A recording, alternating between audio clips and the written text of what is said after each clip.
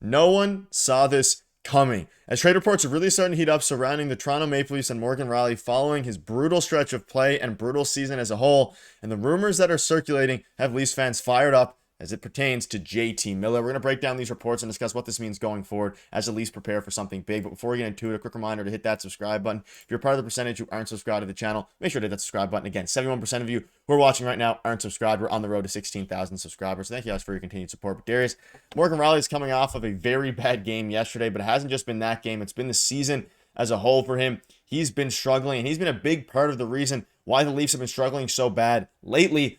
And reports are starting to escalate surrounding not only Morgan Rielly being traded, but of course JT Miller being traded on the Canucks side. And now people are starting to put the pieces together that a JT Miller for Morgan Rielly swap and a trade involving that could come to fruition as the trade deadline nears. And let's just start with this. So it was from Nick Kyprios, JT Bourne, and Sam McKee. They basically put forward a JT for Morgan Rielly trade. They put forward a hypothetical trade in which, again, the Leafs acquire JT Miller and the Canucks get Morgan Rielly, and you'd assume something would be going, draft compensation or some degree of that would be going one of the ways.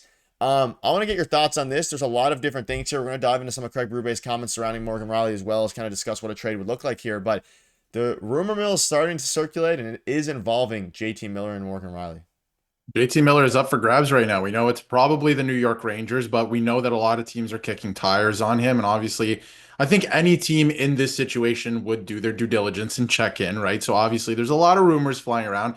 And we were talking about it on stream yesterday that the contracts expire the same year, JT Miller and Morgan Rielly's contracts. And they're really only a couple $100,000 off in terms of salary. So both teams, if they wanted to, could make this work. The Canucks need defensive help. That is something we also talked about yesterday, that they do need a defenseman, preferably a right shot, but Morgan Rielly is still a good defenseman. And I think this year for Morgan Rielly, there must be something happening away from the rink. We see it sometimes with certain players that, they'll have a down year and then they'll return to form. I don't know if Morgan Rielly will ever be the 72-point guy that we saw that one season, but I don't think he is what he is this year. I don't think all of a sudden he woke up this season and he regressed to this. I feel like next year he probably will have a better year, but you never know with athletes in sports, right? So maybe it's time to look at trade options because, again, he is getting older, and is he worth $7.5 million? That's the question right now. This season doesn't look like that's the case. So obviously trade rumors are flying around. The cap would work if they were to make a trade like this. I feel like the Leafs would probably have to throw something else in because JT Miller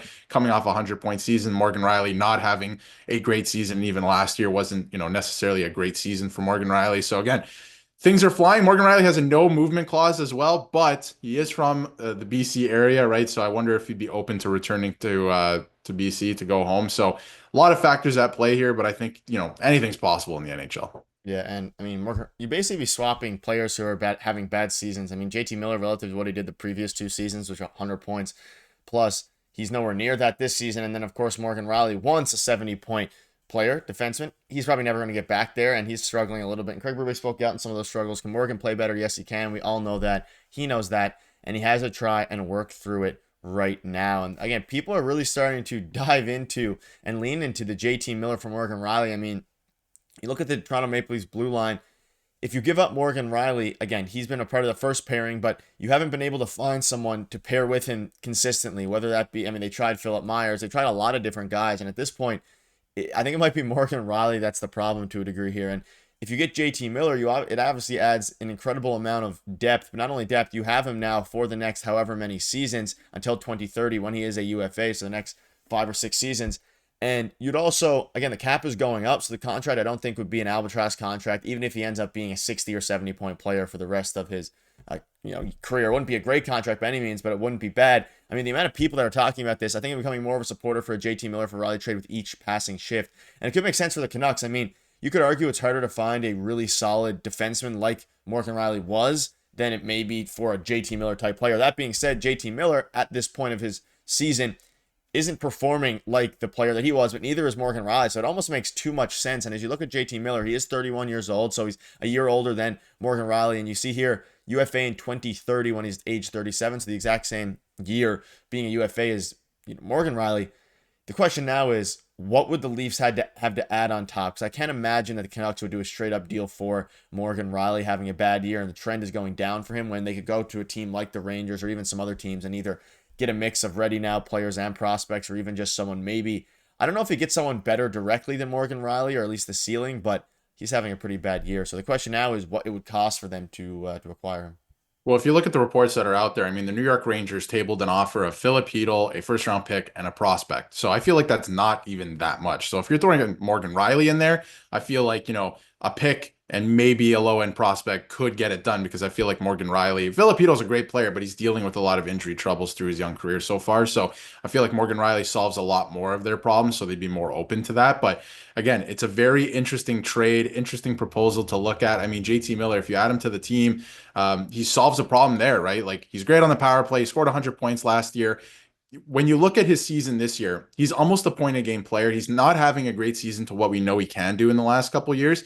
But I think, there's something to be said about turbulence in that room. There's a lot going on. There's a lot of drama going on in Vancouver right now. So how are players supposed to perform? Elias Pettersson isn't performing to his level that we know him to either, right? Like he should be performing at a much higher level. So there's a lot going on there. I wonder if they clean that up, trade one of them away, stuff like that will settle down. I wonder, if he finds a change of scenery, if his point production will go back up. He also took a leave of absence earlier this season. We don't know what it's about. It could be something in his personal life. It could be, the rift in the dressing room that was bothering him. We don't know, but he took a leave of absence, so he's missed some games. It's been a rocky season for him, and despite that, he's almost still a point a game player, so still a very good player. And I mean, I think he's going to be until he's, 35, 36. He's still got a couple of years left, and I know the contract will probably age a little bit bad, but it's something to look at right now. The Leafs are in a cup window right now, so very interesting. The stats kind of, lend to it being a good move for the Leafs, right? Obviously, adding that to, you can play second line center. Tavares, you can move around. And as you see there, this is the report of, what the Rangers had offered. And if you look at the lines there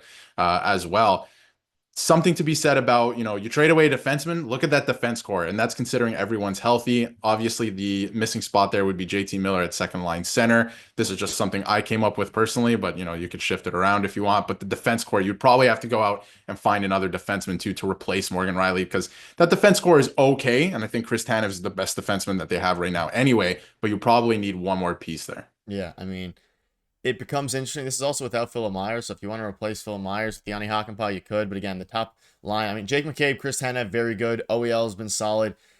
This is reminding me more of the defensive core last season, which was okay, not great, obviously. But I mean, you're also just taking out Morgan Riley, who is not having a great year anyway. You could argue that some of the production from Philip Myers and things like that is less negative than Morgan Riley. I don't think that's the case. I think he's been still okay at times, but this season's been really bad. And then, yeah, as you look, let's say you slide in JT Miller there.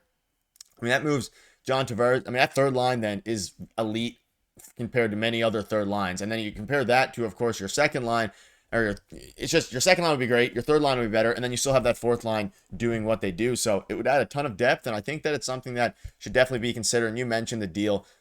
It was a first. Now, I don't know if the Leafs would go, a first round pick alongside Morgan Riley. They obviously gave up a couple of, the offer was a couple of different players, but the Leafs could beat out that offer. And again, Morgan Riley and JT Miller's contract is similar, their age is similar. So it'll be interesting to see what they do. But let us know down below. Would you do a deal centered around this? And if so, what is the amount of draft capital you would give up? Thank you guys for watching.